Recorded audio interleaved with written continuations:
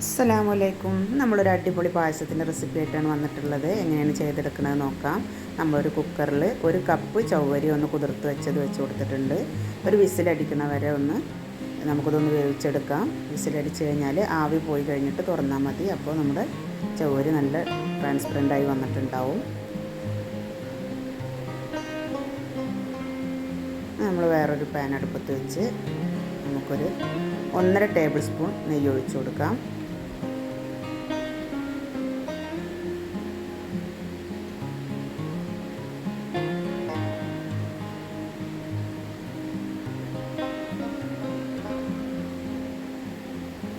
ഒരു 2 നേന്ത്രപ്പഴം നമ്മൾ ഇതുപോലെ 4ആയി കട്ട് ചെയ്തെടുത്തിട്ടുണ്ട്.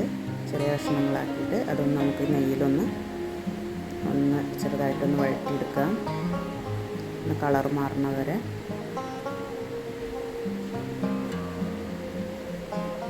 പഴമൊക്കെ ഒന്ന് കളർ മാറി വന്നിട്ട് ഇതിലേക്ക് നമുക്കൊരു ടേബിൾ സ്പൂൺ പഞ്ചസാര ചേർത്ത് കൊടുത്തിട്ട് ഒന്നും കൂടി ഒന്ന് വഴറ്റിയെടുക്കാം. പഞ്ചസാരയൊക്കെ ഒന്ന് മെൽറ്റായി പഴത്തിൽ പിടിക്കണ വരെ. നമ്മുടെ പഴത്തിന് നുറുക്ക് റെഡി ആയിട്ടുണ്ട്. ഇതൊരു പാത്രത്തിലേക്ക് മാറ്റാം. നമ്മൾ അതേ പാനിൽ തന്നെ നമുക്ക് പഞ്ചസാര ഒന്ന് കാരമൽ ചെയ്തെടുക്കണം. അതിനുവേണ്ടി 3 ടേബിൾ സ്പൂൺ പഞ്ചസാര ഇട്ട് കൊടുക്കുന്നുണ്ട്.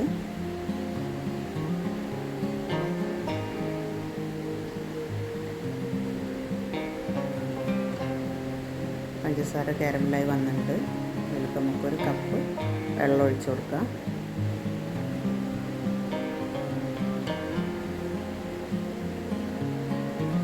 വെള്ളം ഒഴിച്ച് കൊടുത്താൽ ഇങ്ങനെ കട്ട പിടിച്ച പോലെ തോന്നും. അത് വെള്ളം ചൂടായി കഴിഞ്ഞ് തിളക്കൽ തുടങ്ങിയാൽ മെൽറ്റായിട്ട് അതിൽ അലിഞ്ഞ് ചേരും.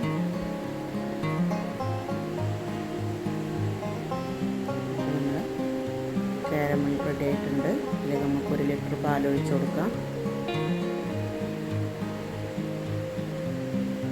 തേങ്ങാപ്പാലല്ല.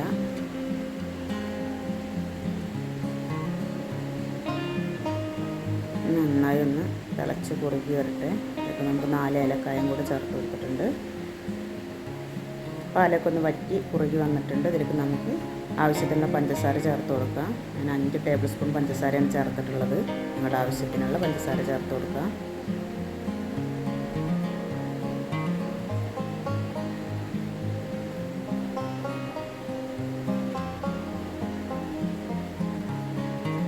നമ്മൾ വേവിച്ച് വെച്ചിട്ടുള്ള ചവ്വരി ചേർത്ത് കൊടുക്കാം.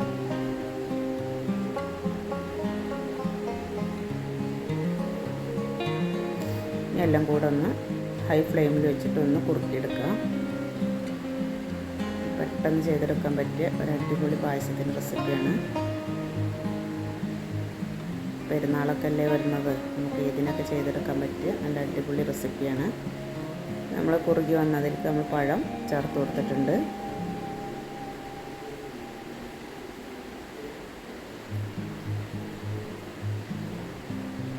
ഒരു പിഞ്ച് ഉപ്പ്, മധുരം ഒന്ന് ബാലൻസ് ചെയ്യാൻ വേണ്ടിയിട്ടാണ്. ഒരു നുള്ളു ഉപ്പ് ചേർത്ത് കൊടുത്തിട്ടുണ്ട്. മിഠായി മേറ്റിൻ്റെ മിൽക്ക് മെയ്ഡും കൂടെ ചേർത്ത്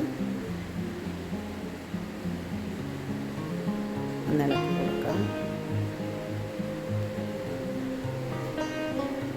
പായസത്തിൻ്റെ ഏകദേശം പണികളൊക്കെ കഴിഞ്ഞ് അണ്ടിപ്പരിപ്പും മുന്തിരിയും കൂടെ ഒന്ന് നെയ്യിൽ റോസ്റ്റ് ചെയ്തിട്ട് കൊടുത്തിട്ടുണ്ട്.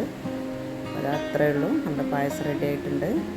നല്ല ടേസ്റ്റാണ്. വളരെ പെട്ടെന്ന് ചെയ്തെടുക്കാനും പറ്റും. അപ്പോൾ എല്ലാവരും ചെയ്ത് നോക്കുക. വീഡിയോ ഇഷ്ടമായാൽ ലൈക്ക് ചെയ്യുക, ഷെയർ ചെയ്യുക, കമൻറ്റ് ചെയ്യുക. വീഡിയോ ആദ്യമായിട്ട് കാണുന്നവരുണ്ടെങ്കിൽ ഒന്ന് സബ്സ്ക്രൈബ് ചെയ്ത് സപ്പോർട്ട് ചെയ്യുക. അടുത്തൊരു വീഡിയോയുമായി നമുക്ക് വീണ്ടും കാണാം.